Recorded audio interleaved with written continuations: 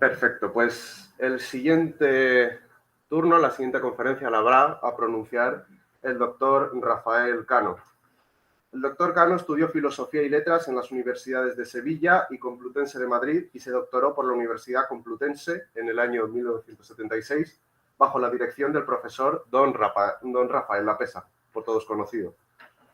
Fue profesor en la Universidad Complutense desde 1975 hasta 1984 y desde 1984 es catedrático de Gramática Histórica de la Lengua Española, luego Lengua Española, en la Universidad de Sevilla, hasta su jubilación forzosa en el año 2021. Continúa en ella como profesor emérito.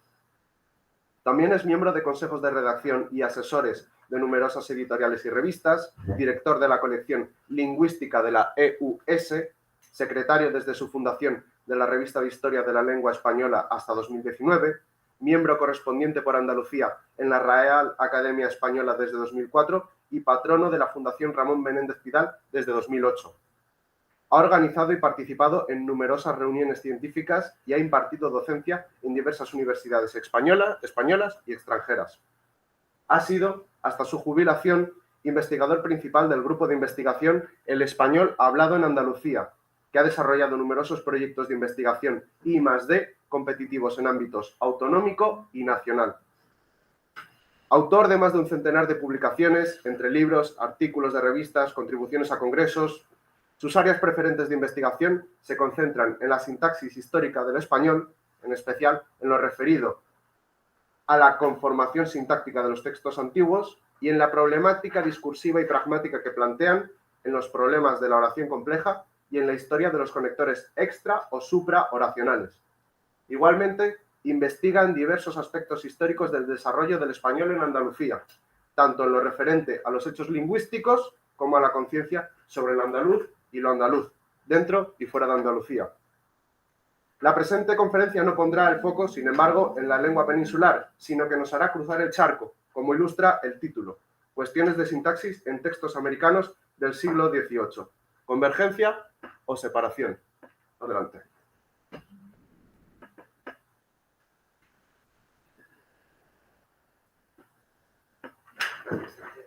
¿Qué pasa con las flechitas? ¿Cuánto tiempo dispongo? 45 minutos, pero vaya, tenemos hasta las 2.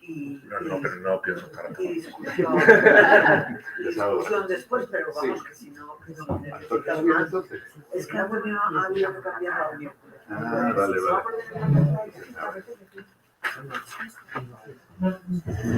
Esto se mueve con el... Aquí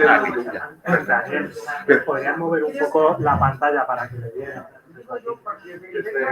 Sí. Sí. No lo sé. Como un poco la pantalla del monitor. Si ya me conocéis. Los online lo ven, pero claro, también los presenciales. Ya me tenéis un poco visto. Que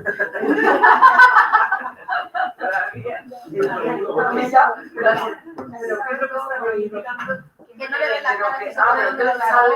Claro. El monitor se apaga. Es que no me conoce. Claro.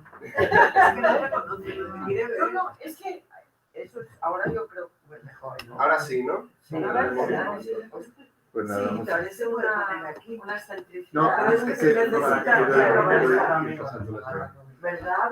Bueno, pues buenas tardes, ya más que buenos días.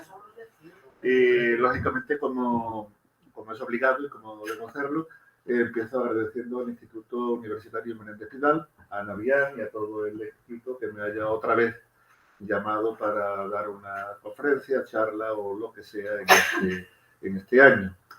Y esta vez creo que es la primera en directo, porque las anteriores, por mor de varias circunstancias, fueron a través de la pantalla.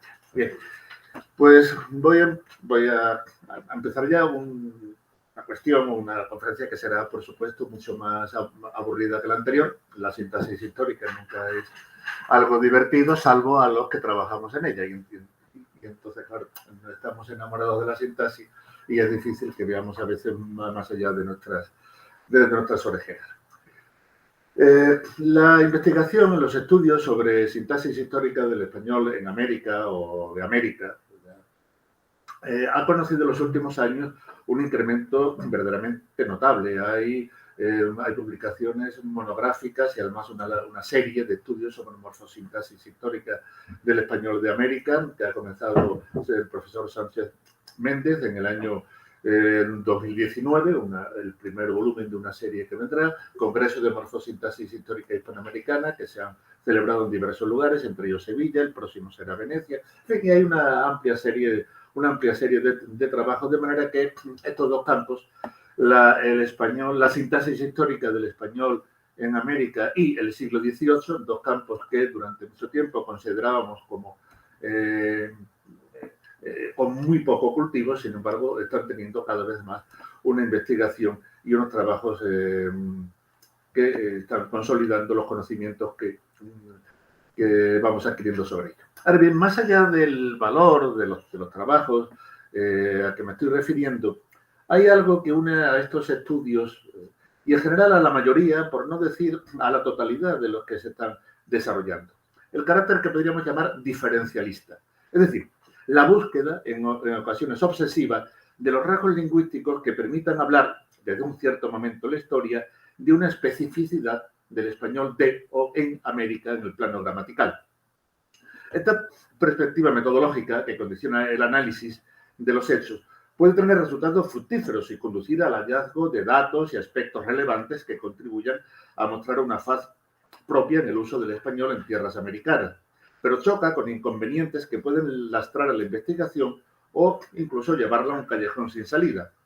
Por una parte, el hecho de que Indias constituía un conjunto colonial englobado en la monarquía española hacía fácil, relativamente fácil, dadas las condiciones materiales de la época, el traslado de gentes de un lugar a otro, de modo que en muchos casos, o bien los autores de los textos que se producen en América eran de procedencia europea, o esa procedencia no puede determinarse ni siquiera sobre la base de datos lingüísticos, pues estos o no son diferenciales o son contradictorios, como ya veremos. En otras ocasiones ocurre que son americanos los que producen su obra más importante en España y en Europa. Es el caso bien conocido de Olavide. Por otro lado, es evidente que a ambos lados del Atlántico los modelos discursivos en lo referente a la construcción sintáctica son idénticos, son los mismos, de forma que los productos resultantes han de mostrar una clara comunidad de rasgos. Es cierto que los hechos diferenciales asoman en determinados productos textuales, pero en sus primeros momentos suelen asociarse a las formas discursivas de la inmediatez comunicativa, incluso connotadas de forma negativa. De ahí que, salvo situaciones muy privilegiadas, la mímesis o la recreación de situaciones orales en la documentación jurídica, y no siempre, es difícil que aflore de forma significativa en los textos.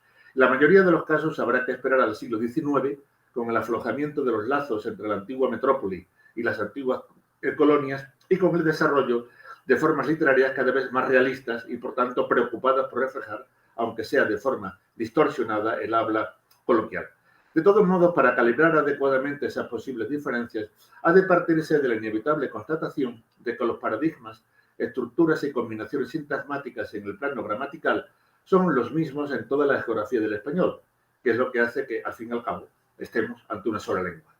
En América, al igual que en otras zonas europeas, las diferencias se sitúan, aparte de la morfología, en aspectos muy concretos de la sintaxis, formas de tratamiento, por ejemplo, o en preferencias o rechazos de uso sobre hechos lingüísticos básicamente compartidos.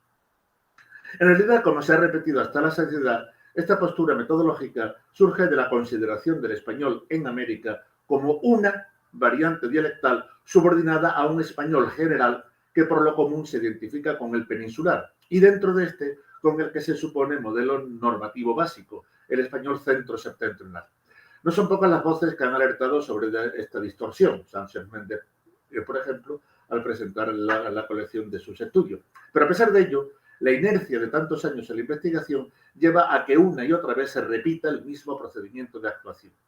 Es cierto que cuando se acota el ámbito empírico de la investigación, tanto si se circunscribe a determinados autores, obras y épocas, como se sitúa en espacios geográficos, es inevitable tender a buscar aquello que caracteriza y singulariza el ámbito de investigación que el investigador ha definido previamente. El problema es que en demasiadas ocasiones ello se realiza sobre el fondo de un español general o neutro, no condicionado por ninguno de los parámetros de la variación, un español que en efecto no tiene ninguna existencia real más allá de las abstracciones de los gramáticos, o al menos de ciertos gramáticos.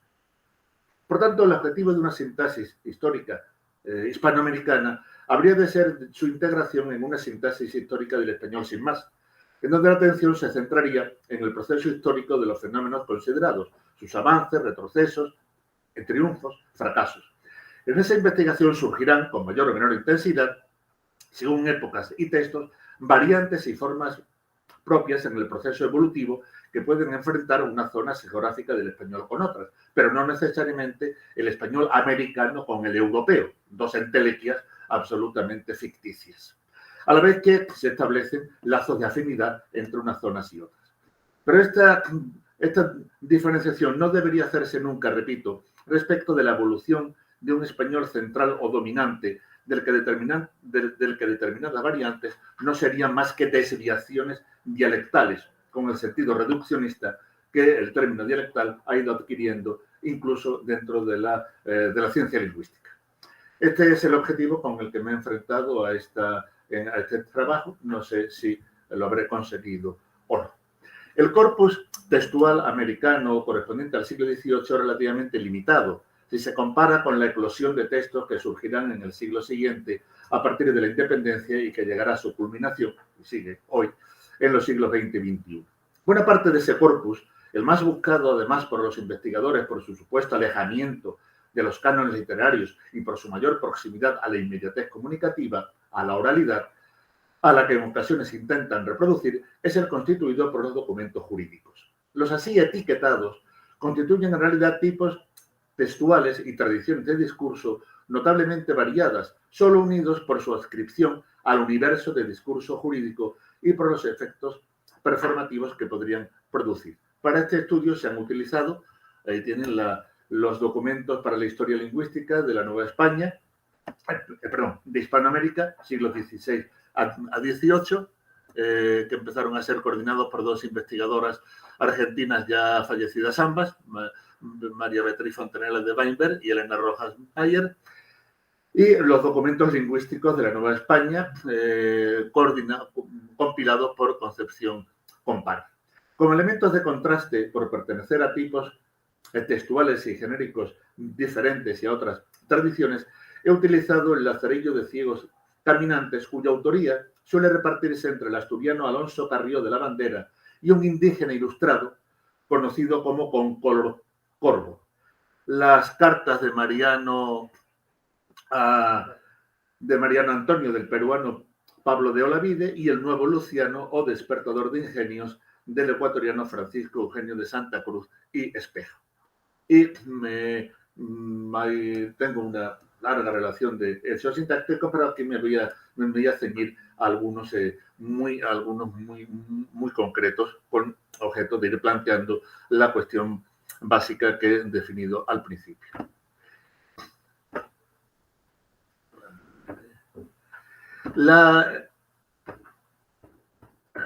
Tiene que ir uno a uno. Vale. El primero de los fenómenos, en realidad, más que un solo fenómeno, es un pequeño conjunto de hechos que giran en torno a los pronombres eclíticos. En primer lugar, la colocación de estos en relación con el verbo, ya no con el conjunto de la frase, colocación que mantiene ciertas pautas de su comportamiento en época medieval y todavía en la clásica, al menos en sus primeras décadas. No es significativa la posposición del clítico al verbo cuando éste inicia frase, o incluso cuando se encuentra en posición interior, pues es una colocación que ha perdurado en el español hasta hoy, aunque es verdad que cada vez más restringido al lenguaje literario, a la expresión solemne en ámbitos propios de la distancia comunicativa, aunque hay zonas como el español de Asturias o Galicia donde por contacto lingüístico sigue siendo una realidad viva. Pero sí es notable una disposición de orden que, rara en la lengua medieval, prácticamente casi no tengo ejemplos, tuvo un cierto auge en los siglos clásicos, en especial en el XVII, aunque fue un orden efímero, al menos en el español de la península, la colocación del clítico detrás del participio en las formas verbales compuestas o en construcción absoluta. Y tienen ahí varios ejemplos de diversas procedencias. Como pueden observar, este orden no lo he podido documentar en el corpus utilizado fuera de los escritos jurídicos, por lo que habría que pensar en uno más de los arcaísmos propios del lenguaje jurídico, del que no se hallan muestras coetáneas en otros ámbitos textuales ni en otros espacios geográficos, España o Indias. Tampoco se hallan ni siquiera en los documentos jurídicos restos de la colocación del clítico anteinfinitivo, pero sí hay algún caso antegerundio. Es el último de los ejemplos que tienen ustedes ahí. Ha sido señalada ya en numerosas ocasiones la presencia, no aislada ni ocasional, de interferencias funcionales de clíticos en los textos americanos de la época colonial. Es decir, leísmos, laísmos, pluísmos. En general, se ha solido achacar la presencia de estos hechos en los textos americanos a la procedencia peninsular y más específicamente centro-septentrional de los redactores de los textos en que tales fenómenos se encuentran. Sin embargo, ha de señalarse que estos fenómenos pueden darse en textos que por otros indicios, por ejemplo, las igualaciones gráficas referidas a las sibilantes, parecen haber sido elaborados por redactores americanos. En los textos utilizados para este trabajo, el uso de le por lo para el objeto directo verbal, es decir, el leísmo, es frecuente tanto en referencia a seres humanos, más que animados en general, como a cosas, aunque siempre con elementos contables, como elementos contables como referente. Este hecho se da tanto en textos notariales como en el peruano Olavide, tanto tiempo afincado en España, pero también en el ecuatoriano Santa Cruz, que nunca salió de América. Pero no se da, curiosamente, en Lazarillo de Ciegos Caminantes, fruto quizá de la confluencia entre el sistema etimológico del asturiano Carrió de la Bandera y el indígena castellanizado con color porto. Más notable aún es la presencia del laísmo, una presencia que solo se da en algunos documentos y en Olavide, aunque en este de una forma esporádica. Tiene los dos ejemplos significativos. ¿Hay algún documento de los textos jurídicos de la Nueva España, compilado por Concepción Company, plagado de interferencias de todo tipo, leísmos personales y no personales, laísmos, pero no siempre está clara, como se ha dicho antes, que ello se debe a la procedencia peninsular del redactor? El documento número 261 de 1797 de esta serie, no está en el ejemplario, contiene numerosísimos casos de este tipo. Pero hay además en ese documento numerosas capografías de naturaleza ceceosa-seseosa, es decir, de indistinción de sibilante alveolar con dental, lo que aleja en principio la posibilidad de origen peninsular y sobre todo centro-septentrional para el redactor. No sería pues de extrañar a que el peso de los modos metropolitanos, unido a la abundante presencia de estos fenómenos en los grandes escritores de la Edad de Oro, fuera responsable de la presencia en el Nuevo Mundo de hechos que, salvo en circunstancias muy concretas de contacto lingüístico, no arraigaron allá. Porque hemos de recordar en este momento que todavía años después Andrés Bello consideraba útil para efectos de desambiguación de género el laísmo. Solo que al final de la frase acabó prefiriendo la construcción pleonástica le a ella como algo más apropiado, como se puede ver en su gramática. Muy rara es la presencia del otro fenómeno incluido en estas interferencias, el uso de lo por le, es decir, el loísmo. En el ejemplo que tienen ahí abajo de Olavide quizás se deba al mantenimiento del acusativo verbal junto con la ausencia de la preposición exigida por la reacción verbal en la subordinada oracional, es decir, una posible herencia del doble acusativo latino que a pesar de la terminología ha tenido y todavía tiene una larga vida en el español. Si no, piensen en esa frase que todo hispanohablante, al menos peninsular, incluso los que nunca hemos sido, seremos laístas, de déjala que se muera, donde realmente ahí lo que tenemos es el viejísimo doble acusativo del latín. Otro fenómeno también muy extendido, bastante más que lo anterior, está la presencia de la forma verbal en da en contextos propios de ría, es decir, como pospretérito conceptual, en expresiones independientes, sintácticamente, o como apódosis de expresiones concesivas o condicionales. Vienen aquí. Bueno, ya va a pasar. Tienen unos cuantos ejemplos. No sé si me puedo... Yo puedo volver atrás. Aquí con... Aquí. Sí, aquí está.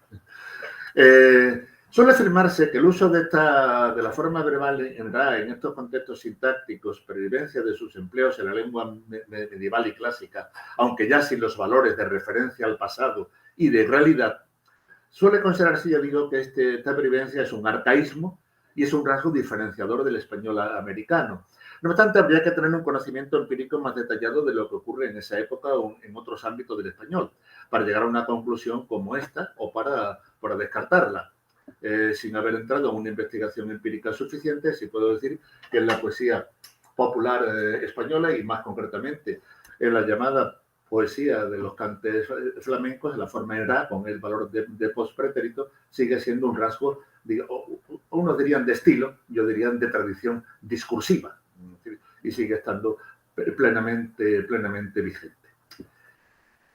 En las relaciones sintácticas interoracionales hay determinados hechos en la marcación de tipos de conexión que suponen una notable variación sobre un elenco bien constituido, pero limitado de subordinantes fundamentales y un amplio abanico de límites difusos de subordinantes marginales o laterales.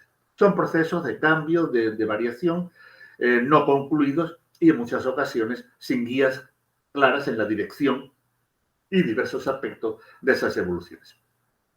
El primero de los fenómenos que aquí voy a considerar es uno bien conocido que en los últimos años está conociendo un incremento notabilísimo en su estudio, en su investigación. Me refiero a la introducción de completivas en función de sujeto-objeto directo sin el nexo que. Hay una bibliografía reciente bastante abundante al respecto.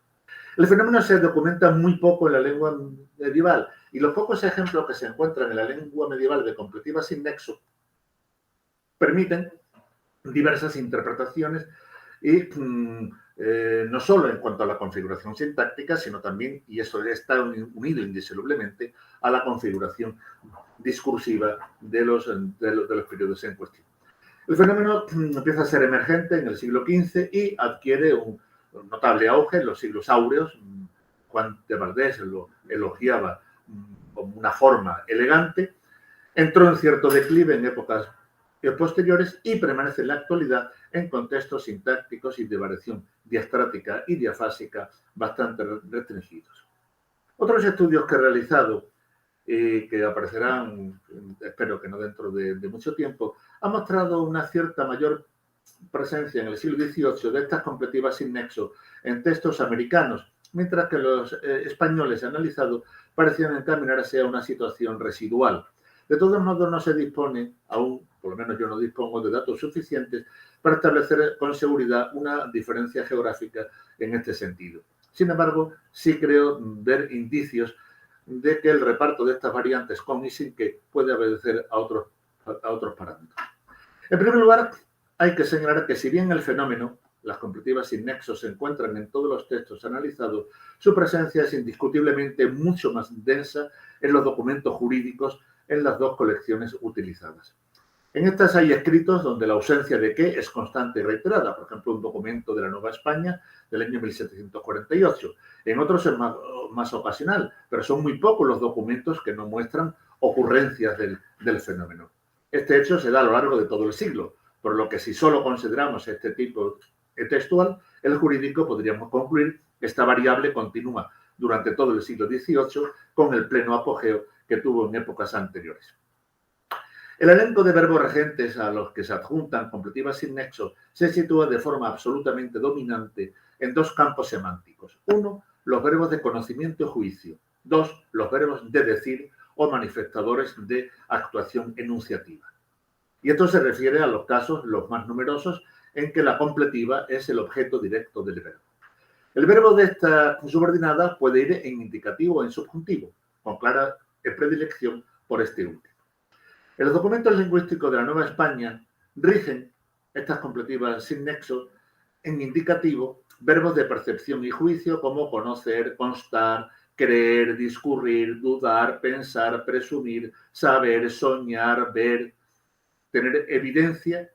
Algo más usado es creer, que presenta que 3 casos de esta situación, lo mismo que saber. Tienen ahí 2 ejemplos elegidos de los documentos de la Nueva España, entre ellos.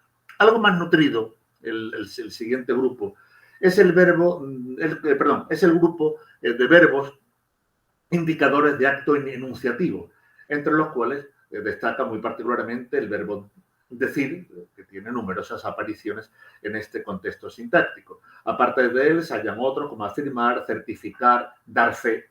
Es habitual la fórmula doy fe, conozco, ¿tal? Escribir, informar, persuadir, replicar, responder, etc. El documento de 1748, del que he tomado algunos ejemplos, los dije antes, pues es el que tiene más casos de este tipo.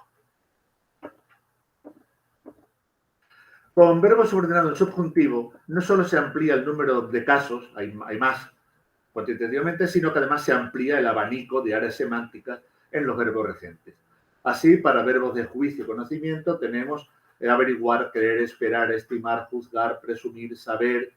En los verbos que refieren a actos enunciativos, con distintas intenciones, aconsejar, advertir, citar, decir, demandar, instar, mandar, pedir, etcétera, etcétera. La gran mayoría con una sola aparición, decir con algunos más, y después, claro, los verbos que implican un acto de petición o de orden, mandar o pedir o rogar o suplicar, son los que cuentan con mayor número de casos. No es difícil entender de estos aspectos cuantitativos, dada la naturaleza de muchos de estos documentos, que son escritos de petición o escritos en donde, tras narrar o exponer algo, se manifiesta una petición, se dirige de forma cortés al destinatario, o son escritos que concluyen en una orden verbal explícita o la narran. Y a todo eso ayuda la frecuencia con que, sobre todo los actos de petición, se suman en grupos paratácticos, sintagma no progresivo, 2 de estos verbos, como tienen ustedes ahí ejemplificado. Creo que está en la siguiente diapositiva, pero en fin, son casos de pido y suplico, espero y quedo rogando, etcétera, etcétera, que constituyen un lenguaje formulario en este tipo de texto. Pero con verbo en subjuntivo, se unen además, con verbo subordinado en subjuntivo, se unen además otros verbos que indican actitud emotiva, deseo, sobre todo, actuación no verbal sobre la conducta de otros, y así desear, hacer, impedir, merecer, permitir, poner por penitencia, procurar, querer, servirse, temer y desear o querer son los más frecuentes en este grupo. Tienen ahí en el segundo grupo de ejemplos pues unos cuantos seleccionados de algunos de los textos, otra vez de los documentos de la Nueva España. He vuelto a pasar. Mucho menos extenso es el grupo de verbos que rigen completivas de sujetos sin nexo. Se limitan a verbos o locuciones que expresan la conveniencia objetiva o la adecuación estimada de algo. Son muy pocos. Ser cierto con indicativo, convenir con subjuntivo y parecer, el más frecuente, con indicativo. Tienen ustedes ahí algunos ejemplos a este respecto. La situación en los documentos lingüísticos de Hispanoamérica, los documentos históricos de Hispanoamérica, es muy parecida y, pues, para ahorrar tiempo, voy a simplemente a mostrarles los casos de completivas, algunos casos de completivas sujeto, con verbos también ser necesario, parecer, ser regular, ser probable, es decir, estas construcciones teóricamente impersonales o en apariencia impersonales, en donde la completiva, que ejercería la función sujeto, aparece sin el nexo, y completivas de objeto directo en indicativo, ven ustedes ahí con decir, saber, etcétera. Por tanto, repiten ampliamente los esquemas que hemos visto en el caso anterior, y mucho más nutrido es el grupo de completivas de objeto directo en subjuntivo, donde también aparecen estas combinaciones, pido y suplico, debía mandar y mandó, etcétera, etcétera, donde con diversos valores aparecen estas completivas. Bien. Hay más casos aquí, nuevamente, de completivas de objeto directo en subjuntivo, etc. Bien, no aporta esto nada nuevo significativamente. Ahora bien, aquí ya, si vamos a los textos de otro tipo, la situación cambia radicalmente. En esos otros textos sí ocurre que se dan también completivas sin nexo. Pero los verbos regentes son mucho menos. Las áreas semánticas son mucho más restringidas. La cantidad de ejemplos son muchos menos. Quizás sea el lazarillo de ciegos caminantes el texto no jurídico donde la completiva adjunta resiste en mayor grado sin nexo. Aunque con completiva sujeto solo hay 2 casos de parecer con indicativo y 4 en subjuntivo para ser conveniente, ser de sentir, ser fácil, etcétera, etcétera. Hay más casos, ya hemos visto, con completiva en subjuntivo, pero en los otros textos analizados el fenómeno se convierte en absolutamente residual. En las cartas de Olavide solo hay 2 casos de completiva objeto directo en subjuntivo sin nexo con pedir. Y en el nuevo Luciano solo un caso de parecer con completiva de sujeto y después un ejemplo para concebir, creer y presumir con verbo subordinado en indicativo y otro en subjuntivo. De manera que esta diferencia en cantidad no parece que sea azarosa ni que se deba al azar, sino simplemente a una ascripción textual del fenómeno sintáctico considerado. En el siglo XVIII, los textos analizados, las completivas sin nexo no estaban limitadas por las construcciones sintácticas que operan en el español de hoy. Suele afirmarse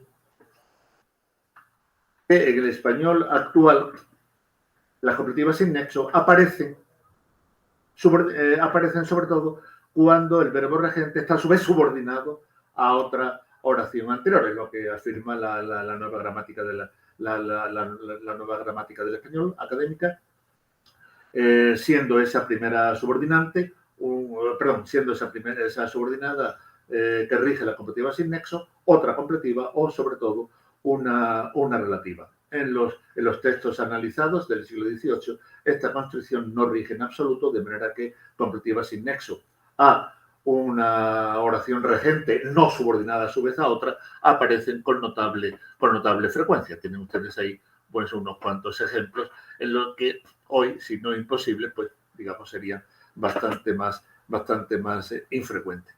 Ahora bien, que esto que dice la nueva gramática no es casual, o no parece casual, es que esos otros textos no jurídicos, cuando tienen completivas sin nexo, en ellos sí se da el hecho de que la completiva sin nexo dependa a su vez de otra subordinada, con lo cual ese efecto encadenatorio, disimilatorio según algunos gramáticos, pues parece estar ahí actuando.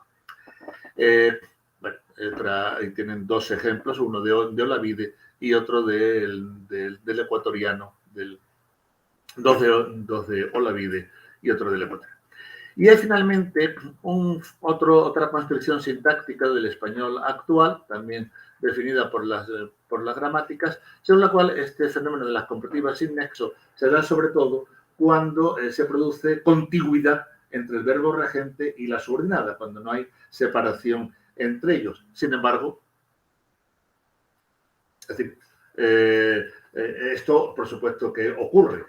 Documento de 1731 de la Nueva España, me suplicó no la cobrase, pero tienen ahí ejemplos más que de sobra en donde entre el verbo regente y la subordinada sin nexo se insertan elementos de lo más variado, aposiciones, objetos indirectos, en fin, construcciones de todo tipo. Ahora bien, de nuevo esta posibilidad, la no contigüidad entre el verbo regente y la completiva sin nexo es exclusiva de los textos jurídicos, porque en Olavide o en los textos no jurídicos, Olavide o el Nuevo Luciano, salvo algún caso, lo que se da es justamente esa contigüidad, de manera que la escasez de ejemplos, el que los ejemplos que hay sean de completivas subordinadas a otras subordinadas y el que se den en situación contigua parecen anunciar en estos otros textos el camino o la dirección por donde este fenómeno se estaba dirigiendo.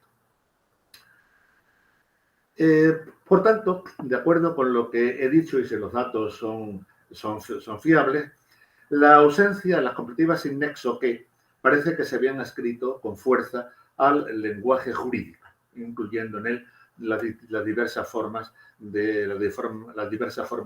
discursivas que lo integran. Fuera de ahí, su presencia era siempre posible, pero muy, muy inferior.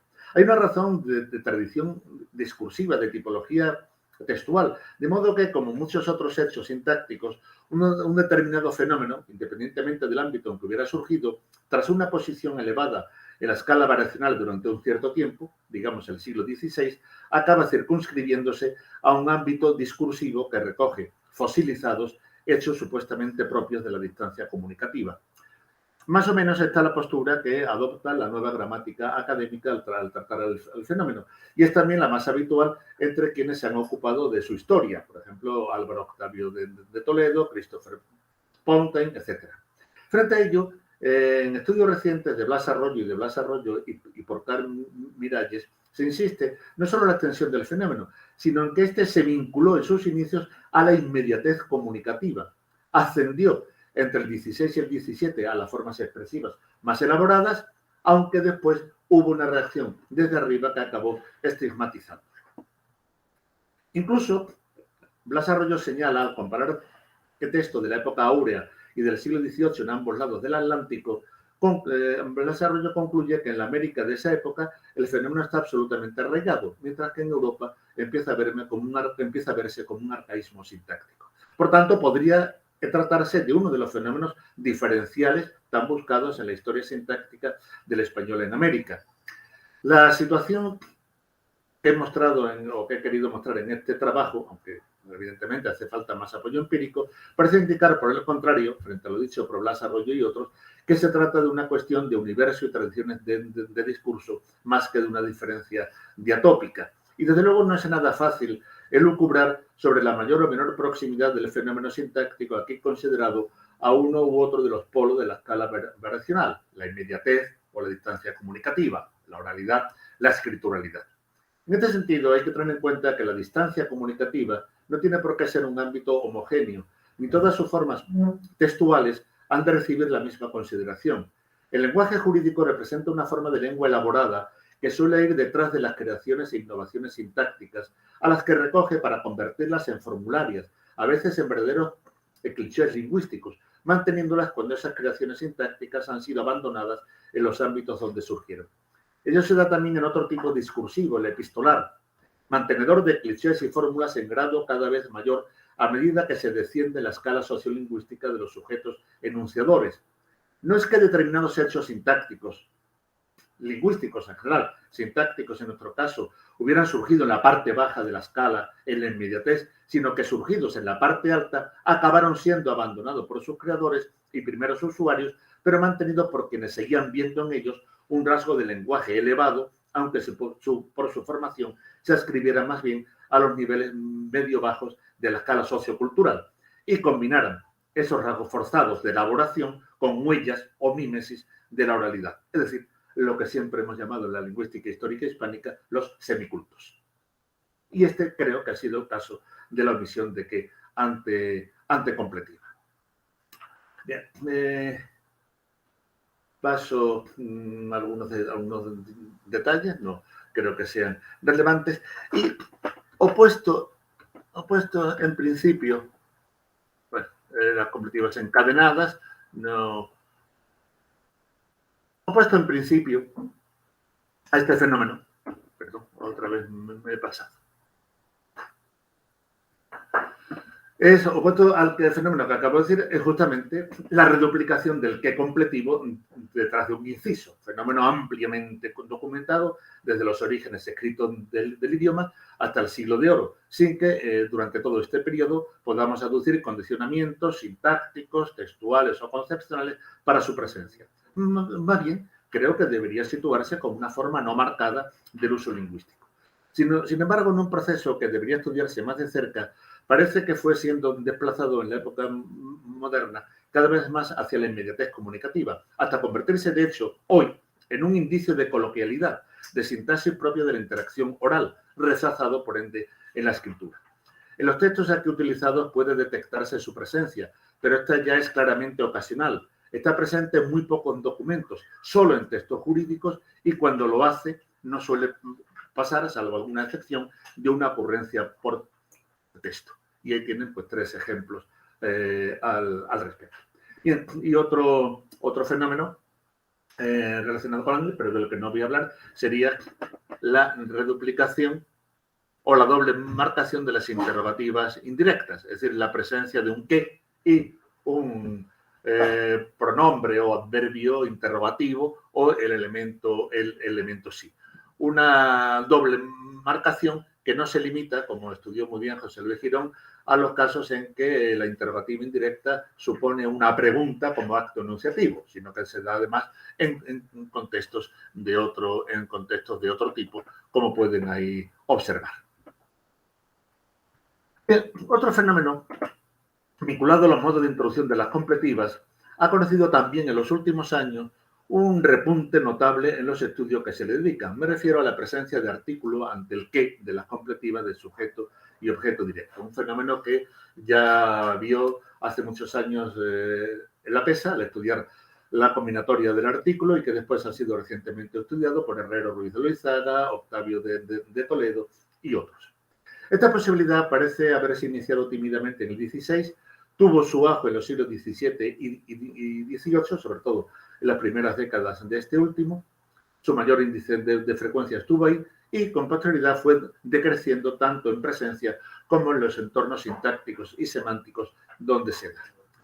En los textos que he analizado el fenómeno está presente, pero en ningún caso alcanza proporciones relevantes en el conjunto de las completivas, por supuesto muy inferior en proporción a las completivas sin nexo que ya he señalado. Esta relativa escasez hace difícil también comparar cuantitativamente los diferentes momentos del siglo, por lo que no puedo precisar en este momento si había una tendencia clara al respecto. Se apunta, aunque muy ligeramente, una mayor presencia del fenómeno de los textos jurídicos frente a su carácter más bien esporádico en los otros. Por las mismas razones de escasez y dispersión de ejemplos, tampoco es clara su situación en la escala variacional, aunque al revés de lo visto en las completivas sin nexo, no se da en construcciones formularias. Lo que sí parece evidente es que continúa durante este periodo la amplitud contextual que se ha observado para este modo de introducción de las completivas en los estudios que se le han dedicado al respecto.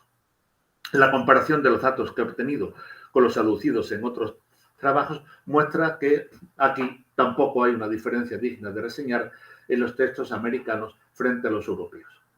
En primer lugar, ha de señalarse que las completivas con artículo son mucho más frecuentes con objeto directo que con sujeto, justamente lo contrario de la situación actual. En los documentos encontramos casos de completivas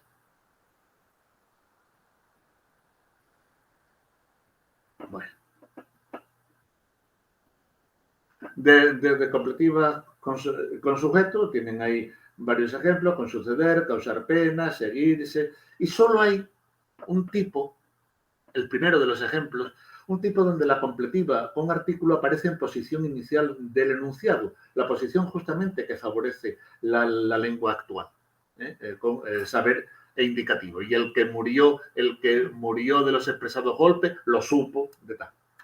Es, por tanto, con completiva de objeto directo donde la introducción de estas subordinadas con artículo es más frecuente y además más amplia en cuanto al elenco de verbos regentes. En todos los casos, por cierto, la colocación de la completiva es la de posposición al verbo regente y pueden ir tanto en indicativo como en subjuntivo. Con indicativo se hallan los verbos de decir, con con este encabezando la lista, después seguido de advertir, poner en comprensión, en noticia o protestar. Verbos de conocimiento o actividad mental, conocer, discurrir, estar cierto y a veces también reflejar, aunque con solo un caso para cada uno de estos verbos regentes. Las completivas en subjuntivo son más casos y también un elenco más variado de verbos regentes. Son frecuentes, es curiosa la presencia elevada de verbos que significan actuación verbal sobre algo o alguien, mandato, conceder, decir, determinar, mandar, pedir, etcétera, aunque las ocurrencias son escasas en cada uno de ellos. Hay también ejemplos en donde con verbos regentes que implican actuación no verbal sobre alguien, atajar, conseguir, desear, impedir, etcétera, etcétera. Y finalmente, no sé si los tengo aquí, sí, los dos últimos ejemplos de esta página son verbos indicadores de actividad mental bien mantenida en el sujeto o dirigida hacia alguien. Considerar o estimar, dos ejemplos, por cierto, que se hallan en mi mismo documento uruguayo que tienen ustedes ahí. Bien. Se ha dicho también que a veces este artículo aparece en completivas cuando se establece una comparación, justamente para evitar dos ques seguidos.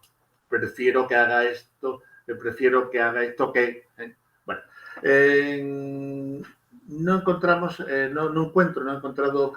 casos en los textos en que el artículo aparezca en estas construcciones comparativas. Sí hay dos, pero justamente la comparación se hace con cómo y no justamente con qué, con lo cual esa construcción pues tampoco tiene demasiado, por lo menos en esta época tampoco tiene demasiada validez. Voy a ir también saltando esta serie de seguridad. Esto es un fenómeno, bueno, bien conocido.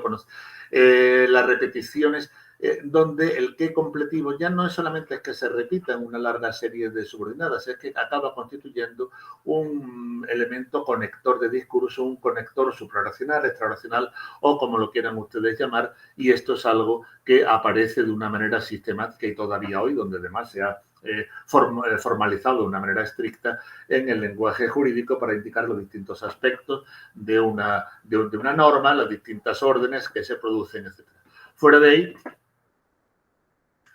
ahí encontramos, sí, el fenómeno en Olavide o en Evolución, pero estos casos me dan pie a afirmar que estamos ante un mismo hecho sintáctico, ante aparentemente el mismo hecho sintáctico, pero la presencia en uno u otro texto, en uno u otro tipo de discurso, nos muestra que si bien el fenómeno en apariencia es el mismo, en realidad no es exactamente, no tiene las mismas funciones y por tanto hasta cierto punto habríamos de considerarlo como, empleando viejas terminologías, un mismo significante, pero significado distinto, por tanto, signos sintácticos diferentes. ¿Qué quiero decir con esto? Pues que en el lenguaje jurídico es un elemento de organización del discurso.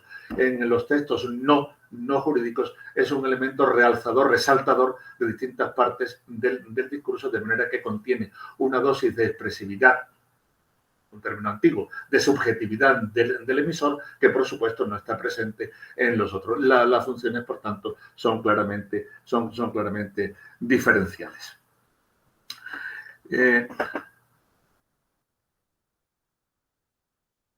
Es interesante este como que tan hispanoamericano, pero son construcciones que he documentado en esta época idénticas a las peninsulares y por tanto hago gracia de este grupo, lo mismo que de distintos cambios en la rección. Ahí tienen la presencia, por cierto, del bequeísmo inicial. Esa presencia del siglo XVIII que está justamente en textos americanos donde ha solido muchas veces afirmarse su origen y donde, por cierto, estaba hasta hace poco mucho más arraigado que en España. Digo estaba porque en América sigue estando muy arraigado, hasta el punto de que en numerosos lugares, en México o en Perú, está plenamente integrado lo que podríamos llamar la norma culta o las formas del lenguaje elaborado y, por tanto, no podríamos denominarlo ni mucho menos como un vulgarismo o cosas por el estilo, ni etiquetarlo de esas maneras en que el diccionario panhispánico suele hacer con distintos términos denigratorios. En España esa consideración estigmatizada se está perdiendo también a pasos agigantados. Bueno, pues en que aparezca en estos textos, digamos, parece mostrar justamente, no solamente en textos jurídicos, sino también en textos de otro tipo. Es verdad que una aparición, digamos, muy limitada aún, pero coincide con los lugares donde tradicionalmente se había señalado esta presencia. Hay también otros cambios de régimen, lo tienen ahí, de régimen introductor de las completivas, pero y cambios de régimen, pero sin que esto añada nada especial a lo que por la misma época podemos encontrar en la península. Bien. La complejidad oracional, la complejidad del discurso, entendido como complejidad la acumulación de secuencias oracionales integradas por numerosas por oraciones en el viejo sentido gramatical de la expresión, es un fenómeno acumulación sobre todo de subordinadas gerundios en posición inicial. Es un fenómeno que se encuentra en los textos que he analizado muy frecuentemente en los textos jurídicos. Es una de las muestras de pretendido lenguaje elaborado por parte de estos textos de construcción elaborada del discurso, hasta el punto de que esa elaboración lleva muchas veces a que se pierda plenamente el hilo del discurso, que se den periodos truncos de distinto tipo. Estos fenómenos de complejidad se encuentran en los textos jurídicos, pero también, curiosamente, en Olavide. En Olavide es un fenómeno de acumulación de subordinadas previas, de complejidad del discurso, de integración de numerosas subordinadas sobre un elemento regente central, es bastante más frecuente en contraste con lo que ocurre en los otros textos, en los diálogos del Nuevo Luciano, en Lazarillo, de ciegos caminantes, donde tal complejidad construccional no se da, y esto nos hace recordar, curiosamente, distintas formas de lenguaje pretendidamente elaborado que se veían en el siglo XVII en la elaboración de determinados autores, curiosamente en América, Sigüenza y Góngora, por ejemplo, en contraste con las formas de un discurso extremadamente más simple que se ve en los llamados conceptistas, pero no solo en ellos, donde la sintaxis oracional frente a la complejidad semántica es enormemente clara. Y por último, ya para terminar este repaso un tanto apresurado, voy a dar algunas pinceladas sobre las conexiones del discurso, los conectores, es decir, los modos en que el discurso se construye como discurso, es decir, en que va trabando los elementos que lo van constituyendo. En los textos que aquí he analizado, la marcación explícita de la conexión supraracional, es decir, la existencia de conectores, conectores supraoracionales, extraoracionales, o como lo quieran ustedes llamar, solo es dominante en los documentos jurídicos, donde se encuentran más de las 3/4 partes del total de uniones de periodos. Sin embargo, tanto el Lazarillo como los otros textos no jurídicos, la proporción de enlace entre periodos disminuye radicalmente hasta hacerse francamente minoritaria. Los textos jurídicos son, por cierto, los únicos que conservan un viejo mecanismo que arranca de la Edad Media, la repetición constante de la copulativa y como elemento conector, a veces sola, a veces unida, aunque introductor de discurso. Frente a esta presencia de de ese mecanismo repetido que, como pueden ver, no solo es privativo de las épocas iniciales de la escritura del idioma, sino que perduró mucho más hasta el siglo de oro en la narrativa, especialmente en las crónicas o en las historias semejantes, por ejemplo, en las crónicas de Indias, luego se fue circunscribiendo cada vez más al lenguaje jurídico. Junto con esto, pues aparecen otros elementos conectores, adverbios, sumadores, como así, asimismo, también, conclusivos como finalmente, o locacionales como aquí, allí, etc. También hay, evidentemente, presencia, pero sin embargo, como siempre, ocasional, esporádica, de los conectores, de esos conectores que la moderna sintaxis histórica del discurso está buscando obsesivamente y que en efecto aparecen, pero es notable que aparezcan, pero aparezcan en tan poquísima proporción. En estos textos encontramos elementos que se habían introducido hace muy poco, no obstante, sin embargo, ahora bien, desde luego, hay también otros que tenían mayor antigüedad. Por tanto, por consiguiente, de lo contrario, con todo eso, antes bien, otros sí, nuestro viejo conocido otros sí, solo se encuentra en algún documento de Costa Rica de principios del siglo XVIII. También un testamento, una de sus cláusulas mediante el ítem, bien conocido también.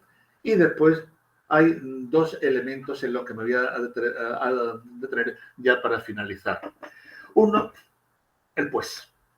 Este pues iniciador, que en este caso va más allá de su función de conector, va más allá de su función de conector, aunque evidentemente está siempre unido a un discurso bien del mismo enunciador o bien de otro. Por tanto, es un mecanismo muy habitual en el diálogo. Es este pues conectivo, reactivo, contrapositivo, con una serie de valores que vienen de, en último término, de su valor consecutivo, pero aplicado en situaciones especiales de discurso y claramente vinculadas a las situaciones de la inmediatez enunciativa, de la oralidad. De hecho, así lo empezamos a encontrar en uno de los milagros de Berceo, cuando el peregrino le contesta al personaje que se le ha aparecido en forma de Santiago, pero es el diablo, pues señor, ¿qué queréis? Y continúa evidentemente hasta hoy.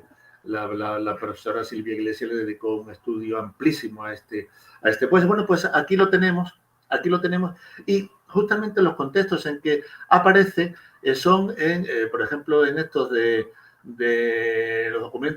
los documentos jurídicos, son justamente en entornos, en discurso directo. En entornos, en discurso directo de estos documentos jurídicos o los diálogos del nuevo Luciano. Es decir, que mantiene sistemáticamente esa característica situacional y enunciativa que tenía desde su inicio. Y sin embargo, ese mismo pues, en el interior del discurso, con un valor claramente consecutivo, en segunda posición, se da en entornos más elaborados. Pueden ser discursos directos o no, pero en entornos de discurso más solemne, es decir, más claramente vinculados a la distancia comunicativa. Es esta bifurcación, que en castellano medieval es más dudosa a veces de encontrar, en el español ya moderno, como pueden ver por estos ejemplos, se manifiesta muy claramente. Y por último ya pueden ver ahí ese, más que un conector, ese marcador del discurso de fuerte carácter coloquial, vamos o vamos que se atestigua ahí en los diálogos de Nuevo Luciano y que son también o pertenecen a esa estructura de contraposición de actuaciones o de formaciones discursivas. Bien, pues con esto concluyo esta pequeña o no tan pequeña, no sé, relación de fenómenos sintácticos. No son, por supuesto, todos, no son ni mucho menos todos los que traía, ni todos los que merecen analizarse, pero creo que en último término lo que vemos en estos textos es, en líneas generales, lo que podemos ver lo que podemos ver en los textos, del español de este lado del Atlántico. Y no he entrado en otras consideraciones que me han atraído siempre, la configuración global del discurso, la construcción de los periodos, porque ahí las semejanzas son bastante más notables. En esta limitación a estos aspectos que podríamos llamar microsintácticos, por llamarlos de alguna manera, lo que encontramos fundamentalmente no son diferencias diatópicas, diferencias geográficas, no es todavía la conformación de un español americano frente a un español europeo o peninsular. A veces se habla de español europeo o de español peninsular como si fueran sinónimos, y bueno, el peninsular olvida un lugar importante, son las Canarias, por tanto habría que ir olvidando, y lo de europeo también estaría por ver. Pero en fin, digamos cisatlántico, que es menos equívoco. Bien, lo que quiero decir es que las diferencias que se pueden ver y los rasgos funcionan, y las diferencias que hemos ido señalando entre los textos tienen que ver, como tantas veces en la sintaxis, cuando se va más allá de aspectos muy concretos, tienen que ver con lo que hoy estamos, por lo menos una rama de la sintaxis histórica, intentando ver cada vez más, que los fenómenos sintácticos se deben al tipo de discurso, al tipo de texto en que aparecen, mucho más que a los lugares en que esos textos se supone que fueron escritos o al lugar de procedencia de quienes escribieron esos textos.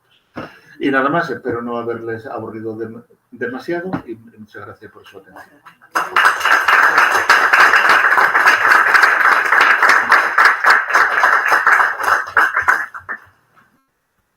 Y si hay alguna aclaración, pregunta, ahora objeción, pasamos a ese turno, sí.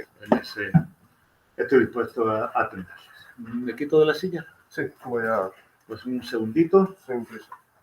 que me paso a la trasera. Yo